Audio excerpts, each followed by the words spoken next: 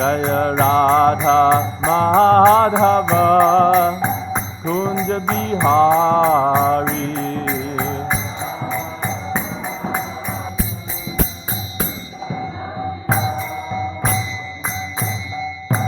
Jai Sri Sri Radha Madhava Ki Jai, Sri Sri Radha Govardhandhari Ki Jai, Sri Sri Radha Govardhandhari Appearance Day Ki Jai.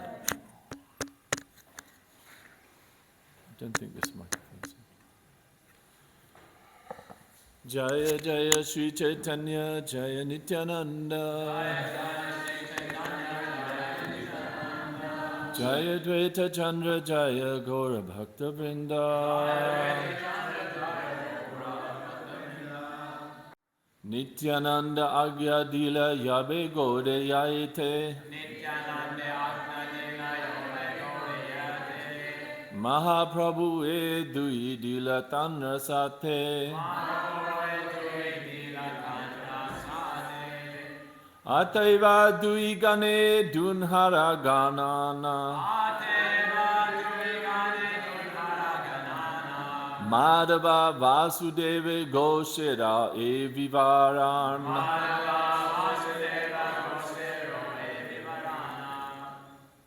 Nityanande unto Lord Nityananda Agya order Dila gave Yabe when Gode to Bengal Yaite to go Mahaprabhu Sri Chaitanya Mahaprabhu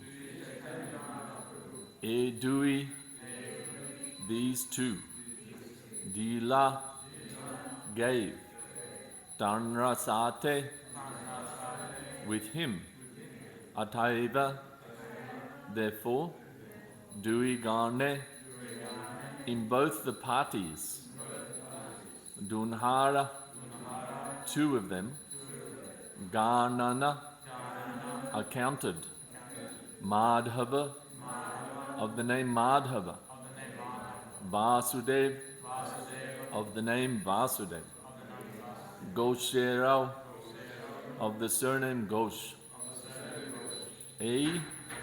this Vishvarana description. Translation and purport by His Divine Grace A.C. Bhaktivedanta Swami Prabhupada, Srila Prabhupada Ki Jai. When Nityananda Prabhu was ordered to go to Bengal to preach, these two devotees, Sri Ramadas and Gadadhar Das, were ordered to go with him. Thus they are sometimes counted among the devotees of Lord Chaitanya and sometimes among the devotees of Lord Nityananda. Similarly, Madhava and Vasudev Ghosh belong to both groups of devotees simultaneously. Purport. There is a place named Danihata near the Agradweep railway station and Patuli in the district of Burdwan, where the deity of Sri Gopinathji is still situated. This deity accepted Govinda Ghosh as his father. Even until today, the deity performs the Shraddha ceremony on the anniversary of the death of Govinda Ghosh. The deity of the temple of this deity is managed by the Rajvamsha family of Krishna Naga, whose members are descendants of Raja Krishna Chandra.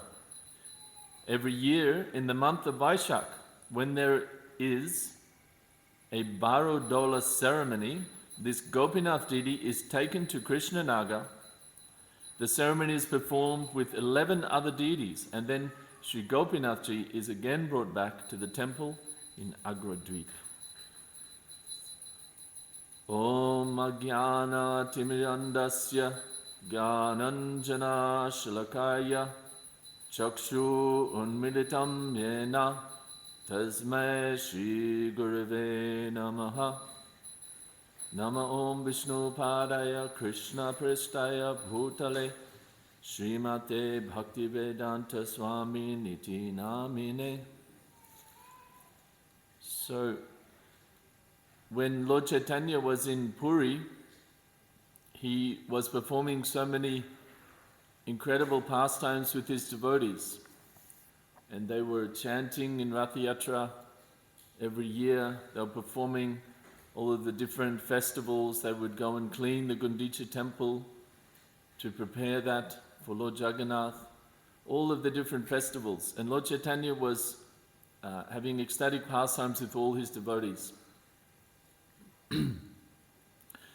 But the Lord was concerned that back in Bengal, who was going to spread the chanting, who was going to spread the Sankirtan movement. And one day the devotees noticed that Lord Chaitanya and Lord Nityananda were sitting at a distant place and they were talking, and nobody could understand what they were talking about.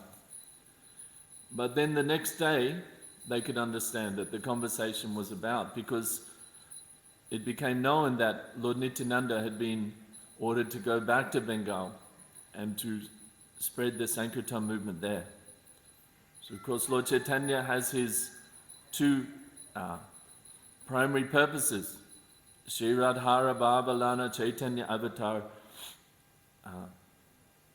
Yuga Dharma Nama Prema Kaila Pracha. He comes to experience the love of his greatest devotee, and at the same time he comes to spread that process of awakening that love, because we are all jiva souls, we're individual living entities. We cannot come to that stage, the Mahabhava stage of the greatest devotee, Srimati Radharani, but the Lord is exhibiting how even as jivas we can follow this same process of hearing and chanting about Krishna in separation. There are many spiritual paths in India. Some of them focus on just getting free from the material world. They don't give much information of what's beyond the material world, generally classed as a Brahmavadi type of philosophy.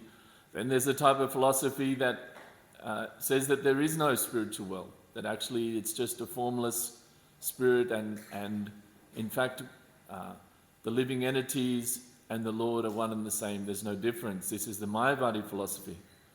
But Lord Chaitanya, he came to give the Vaishnava philosophy, the bhakti path, where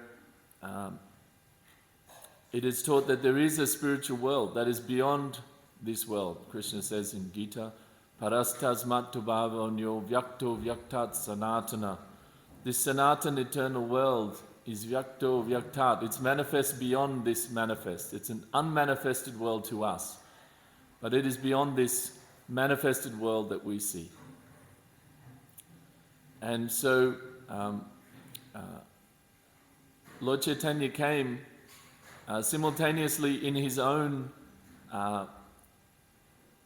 for his own purpose of experiencing the love of his devotee. We know the pastime when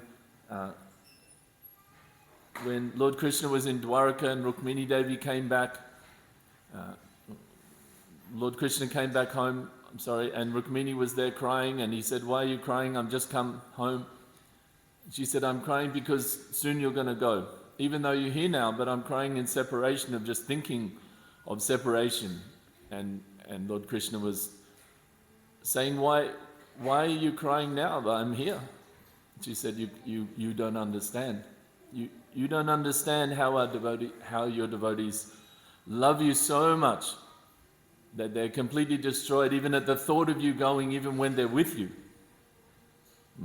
She said, "But there's only one person that really understands, Radharani understands this separation, its intense feeling." And at that time Lord Krishna, he decided that he would come and take that position of his devotee, to understand that separation, that intense love, because although he's the Supreme Lord, he's Rasa Raj, he's the king of all rasa, the king of all relationship. But there's one thing that he wasn't experiencing, and that is that dependent position of being dependent on the Lord, completely giving oneself to God, to the Lord in spiritual love. So he wanted to come and experience that. Therefore he came as Chaitanya Mahaprabhu. Shri Radhara Bhavalana Chaitanya Avatar. He's the avatar that came to experience the bhava of Srimati Radharani. But he also simultaneously, inconceivably and simultaneously, he came to give the process how everyone can also reawaken to that level, to the level of the jiva soul can at least, this level of Krishna prema, this level of love of Krishna. Yugadama nama prema kaila prachar. So this nama prema, the love that is there in service to Krishna and is given by the Nam, by the holy name. So Lord Chaitanya was thinking this, that what's happening, to the movement, to the spreading of the Hare Krishna mantra, what's happening to this second part of my reason for incarnating. In Puri, all the intimate devotees were there. The Lord is experiencing that, but at the same time He wanted that this mercy be distributed, that more and more people be uplifted, be given the chance to also participate in His pastimes. So He sent Lord Nityananda to Bengal, and Lord Nityananda, he travelled all around Bengal with his associates, and of course we know Lord Nityananda, he is none other than Balaram, so he's the Adi Guru, he's the original spiritual master, and he had most of his associates there. They're also cowherd boys, just like Lord Balaram in the spiritual world, he has his associates, the cowherd boys. Lord Nityananda also has his associates, the cowherd boys. And there are so many different associates. And as being described here, that these devotees who came with Lord Nityananda, which is Sri Ram Das and Gadadhar Das, were therefore counted sometimes in the group of Lord Chaitanya and sometimes in the group of Lord Nityananda. And there is a slight difference in the transcendental flavour of the associates of Lord Nityananda, the cowherd boys. We can see in the pastime of Raghunath Das going to meet Lord Nityananda at Panihati. We had the Panihati festival here just a few weeks ago. We see in that pastime Lord Nityananda was surrounded by all his associates, and they were twirling sticks and like doing all kinds of things like the cowherd boys do, very playful activities like they do in Vrindavan, in the spiritual world. So there's slightly different flavour. In fact, one time when one of the associates of Lord Nityananda, and I believe Balaramacharya was his name, I could be corrected, but he came to Puri, and he actually had a friend of his who was a sort of a family friend. He brought to Puri, and he was a poet, a Bengali poet, and he had a poem that he wanted to read in front of Lord Chaitanya. And of course, before any poetry or anything was read before Lord Chaitanya, it would have to be approved by Swarup Damodar Goswami. It would have to be approved that it was in the line of pure devotion. Just like we said, there's some philosophies where the God, the living entity, the same, all of these different philosophies that are actually against the Siddhanta of the Vaishnava philosophy. They're against the Siddhanta that the Jiva is eternal and the Lord is also eternal. Jivara Sarupahoy, Krishnara, Nitya Das. Nitya Das, always, the servant of Krishna. Jivara Sarupahoy, Krishnara, Nitya Das. Krishnara Tatasta Shakti, Veda Veda Prakash. That the living entity is eternally a fragmental part of Krishna. Krishnara Tatasta Shakti. Shakti we know is the energy. Just like we have the sun and the sunshine. The sun is the source of the energy. The sunshine is the energy. So like that, the Lord is like the sun, and the living entities are like the particles of the sunshine. The energy of the Lord, eternally. Krishnara Nitya Das, eternally servant, eternally the energy. So this poet from Bengal, a friend of Balaramacharya, he came and he spoke this poem in front of Swarup Damodar Goswami.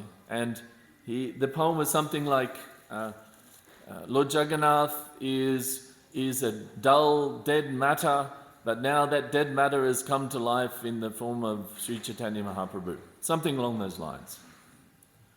And many of the devotees appreciated the poetry, appreciated the Bengali rhyming and poetic ornaments. But Swarup Damodar Goswami, he didn't appreciate it at all. And he said to Balaramacharya, he said, you're a bit of a sentimental sort of a cowherd boy, very liberal.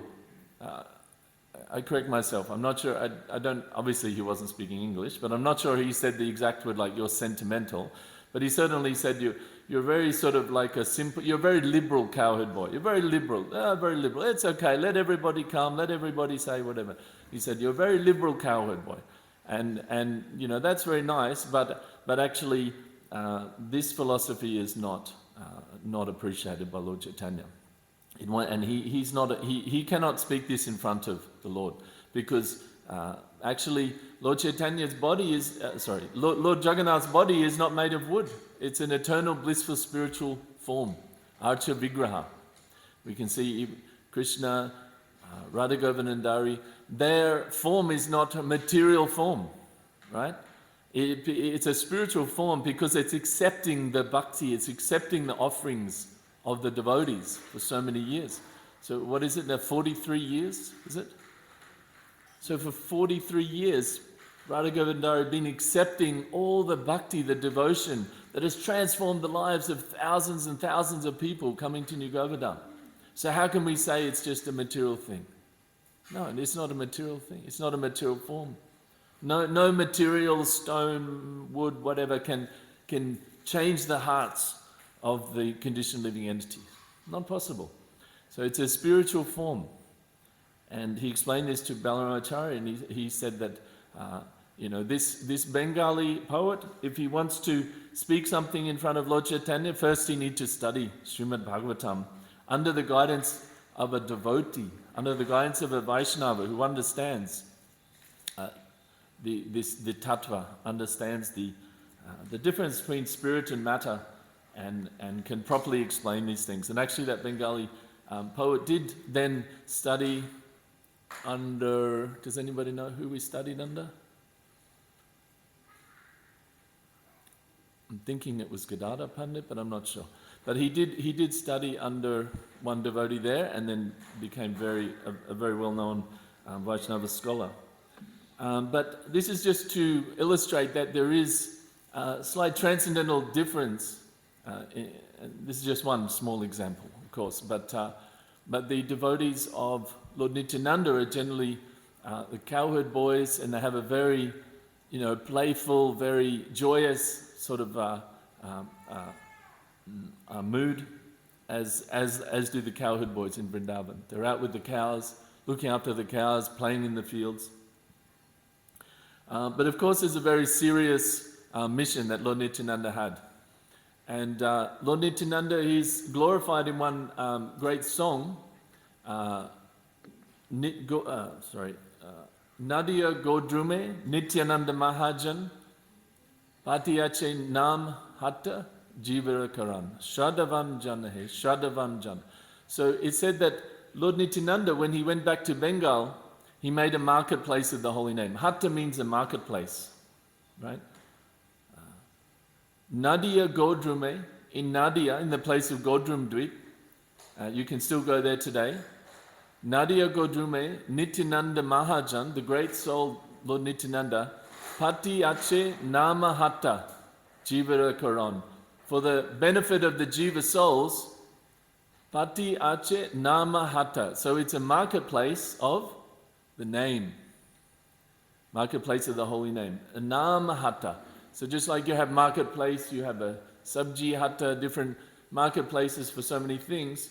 But this is a marketplace of the name. And then, Shadhavan Jannahe, Shadhavan Janna. It said that the price of buying these goods in this marketplace is Shraddha, is the faith. So in the bhakti path, the faith is really the essential thing, and we know that everything begins. Ado Shraddha Tata Sadhu Sangha Bhajana Kriya. So the process of bhakti begins from faith. Faith, then associating with devotees, then performing devotional service, taking initiation, performing the devotional activities. Then gradually one attains nishta, becomes fixed. After the anarthas are cleared out, one gradually attains a taste for the devotional service. So it all begins with faith, and of course we can't have full faith in the beginning. But to practice bhakti, there has to be at least a suspension of disbelief. A suspension of disbelief. If one is trying to practice bhakti and the mind is saying, that can't be true, that can't be true, that can't be true, then it's not possible. It's not possible to enter into the bhakti university, if you want to say, like the bhakti, I think Devamrita Swami used the term, the bhakti laboratory. You can't enter into that experiment even of saying, all right, let me spend a month in association with devotees chanting, following the process, let me spend 6 months or something. You can't enter that without suspending disbelief at least. So this idea of faith is that, well, I can't understand what is happening in all the higher planets and beyond my vision. I'm a small human being. I have very limited senses. I'm surrounded by all kinds of opposing philosophies that say, life is meaningless. Just like the other day, I was in the restaurant thinking about how that the whole materialistic science, everything, you're asking for what's the meaning of life. Just like you might say, you go to a museum and you see there's some funny, part of an engine or something from the 1920s. And you say, what's the meaning of that? What's the purpose of that? And you have a few different people saying different things. And one of them says, it's from a plow back in the 1920s. And this was the bit that, turned the plow thing. And someone else says, oh no, it's actually this. And someone else says, and then someone else says, it's nothing. It has no meaning. There's no meaning to that thing at all. So this is like the materialistic science, is that we're going to the experts saying, what's the meaning of this universe? And so many people are saying so many different things. And one of these people is saying there's no meaning. There's nothing.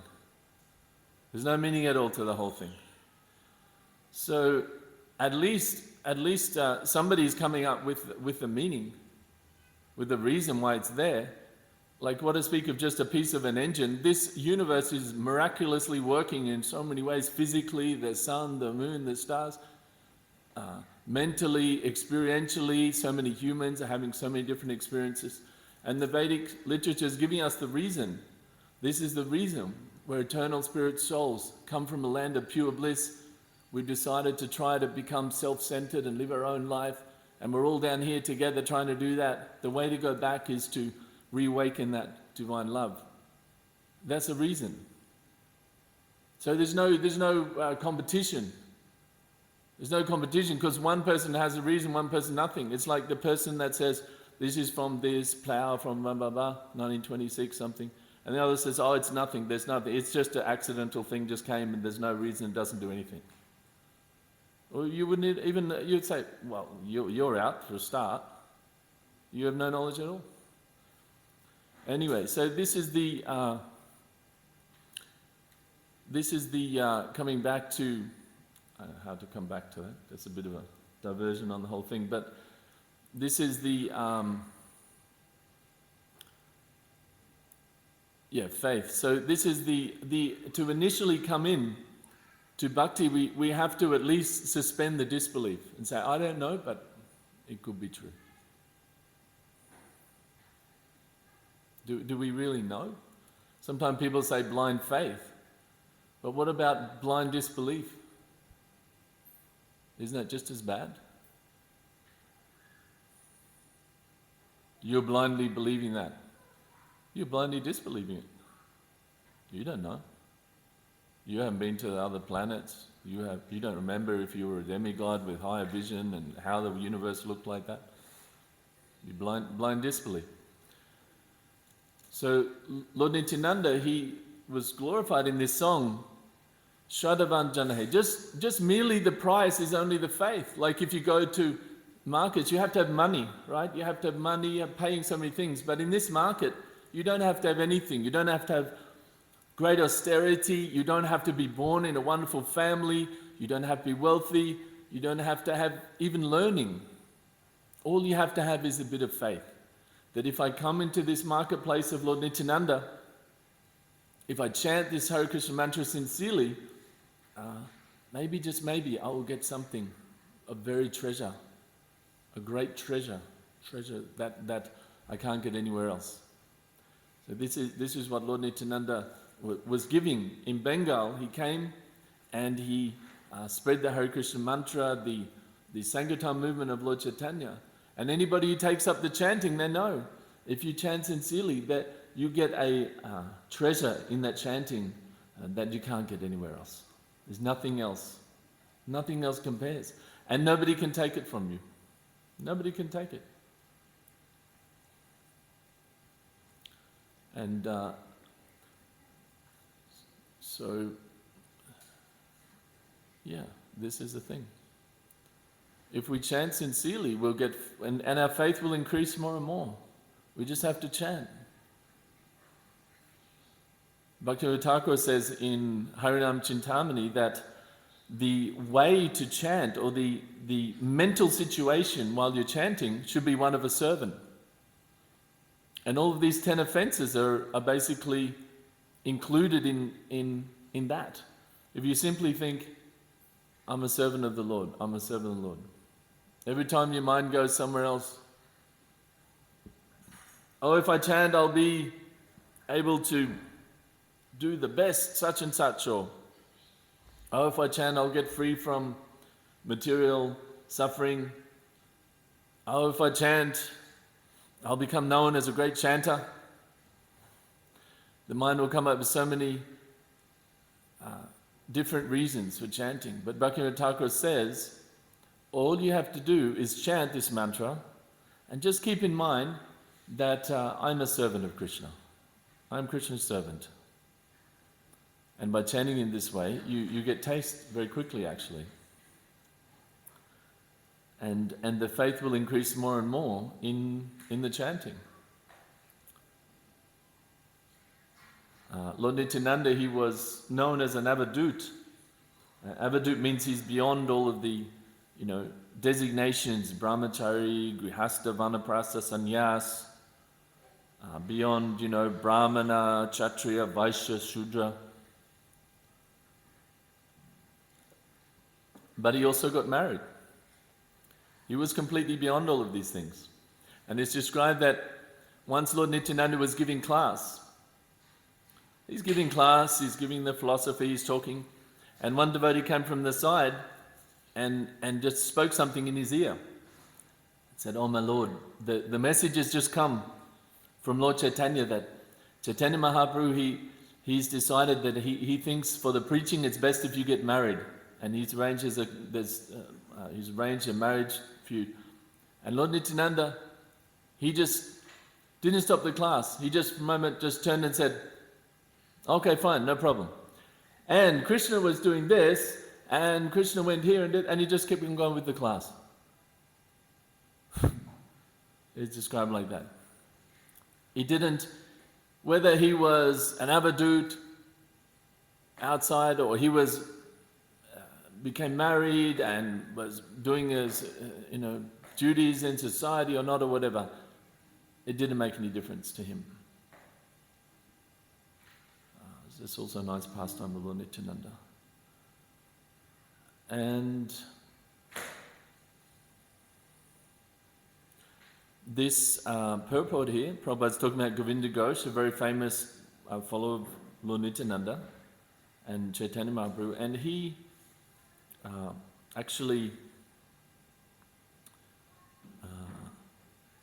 Lord Chaitanya, Madhava Vasudev Ghosh, So Govinda Ghosh, he was looking after this deity, this Gopinath deity, and he was so advanced that he was actually talking to the deity. And the deity was saying, you know, you should establish me and worship me, and you should not get married. You should just focus on worshipping me. And Govinda Ghosh said, well, if I don't get married and have a son, who will do the Pinda ceremony for me? Because in Vedic culture, the son always offers something to the father on the death. And it's just like, this is, I mean, for devotees, it may be different, you know. For devotees, if a devotee becomes very advanced, he can go immediately back to Krishna Loka, right? But within the Vedic system, it said that the forefather, the father, the grandfather, they go to Pitri Loka, right? And the offerings are made once a year. And in those, it's just like on Pitri Loka, one day is like our 1 year, right? So every year that offering is made, and by the offering and the mantras, then those pitris are actually fed. That's their food for the day. They actually get the food by the offering of the descendants on earth. And one of the interesting aspects of that, if you've heard about the Yamadutas, everybody heard about the Yamadutas? Everybody knows what the Yamadutas are? The subtle servants of Lord Yamaraj that come and take the soul out of the body.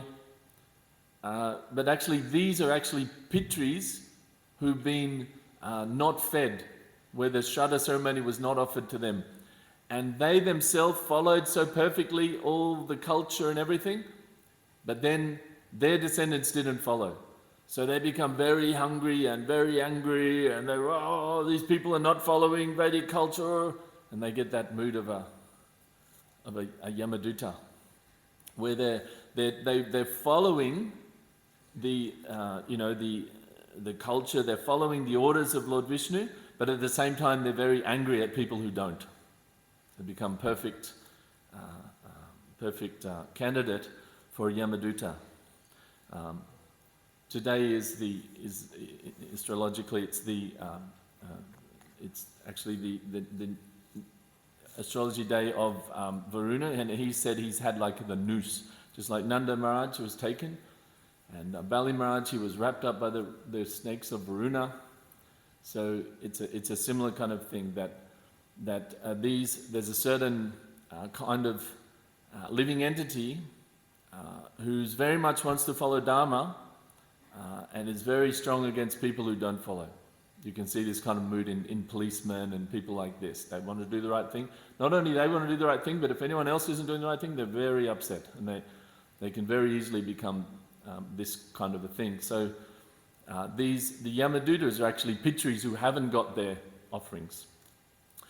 So anyway, the offerings of the pitri is very important, and Govinda Ghosh was talking to the Gopinath deity and saying, who's going to do my offerings? Who's going to perform my Pinda ceremony? And the deity said, all right, if you just come and serve me here and just dedicate your life to me, then I personally will perform the Pinda ceremony. And so this is what's being described here, that still to this day, every year, the devotees go and they take the deity and they actually perform this Pinda ceremony for Govinda Ghosh on behalf of the deity. The deity is actually making the offering to Govinda Ghosh. So very transcendental pastimes between the Lord and his devotees. So thank you very much for coming to class, and thank you for giving me this opportunity to glorify Lord Chaitanya on this auspicious day of Radha Govardhandhari's appearance, and Lord Nityananda, of course. If there's any quick questions, we did start a little bit late, so I think if there's any question or comment, we can take that. And otherwise we'll go for prasadam. Okay. All right, Jai. Shri Nityananda Prabhu ki Jai. Gaura Hari.